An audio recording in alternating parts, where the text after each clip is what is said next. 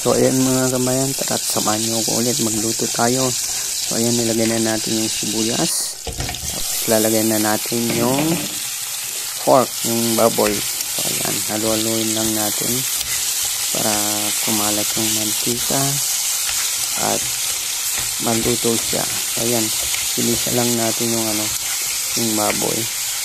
Then ito na. Ayan, lalagyan na natin ng tubig.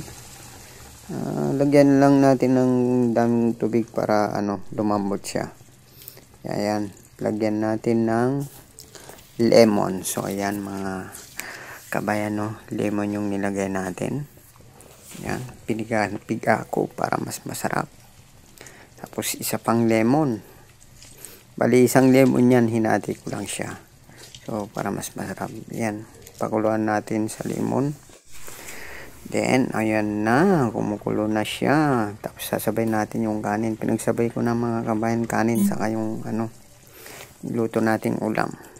So ayan, maglalagay na tayo ng tuyo. Bahala na kayo mamaya.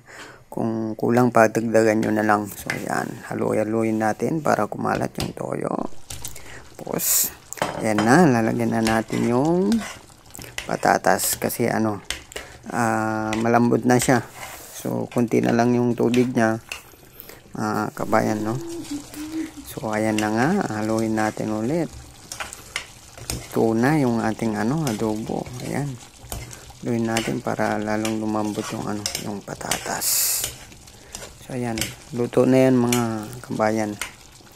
Nahalo-halo ko lang para umilalim yung patatas at maluto siya ng maluto pa. So, ayan. Tapos na.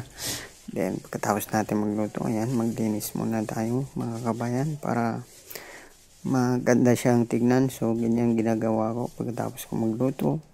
Maglilinis muna ako para malinis. So, yan.